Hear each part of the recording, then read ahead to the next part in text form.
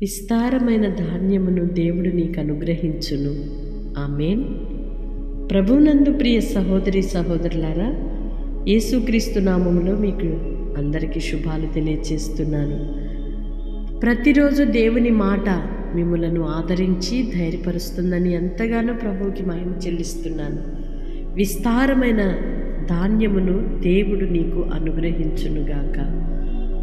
అవును, దేవుని వలన మనకు కలిగే ఆ కృప చాలా విస్తారమైనది. ధాన్యము అనగా దీవెన. సమృద్ధిగా ఆయన నిన్ను ఆశీర్వదించాలి అని కోరుకుంటున్నాను. విస్తారముగా దేవుని దీవెన నీవు పొందుదువుగాక.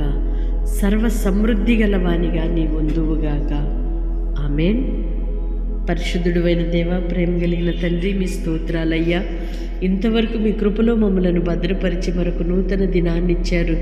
విస్తారమైన ద్రాక్షారసముతో, విస్తారమైన ధాన్యముతో నీ పిల్లలను నింపుమని వేడుకుంటున్నాం. కొదువు లేకుండా, కొరత లేకుండా సర్వ సమృద్ధి గలవారిగా మీరు చేసి దీవించుమని యేసు నామమున అడుగుచున్నాను తండ్రి. ఆమేన్. దేవుని కృప మీకు తోడయుండునుగాక. విస్తారమైన ధాన్యమును నా దేవుడు మీకు అనుగ్రహించి ఆధ్యాత్మికంగా, శారీరకంగా అన్ని విషయాలలో కూడా సమృద్ధి గలవారిగా చేసి ఆశీర్వదించునుగాక. ఆమేన్.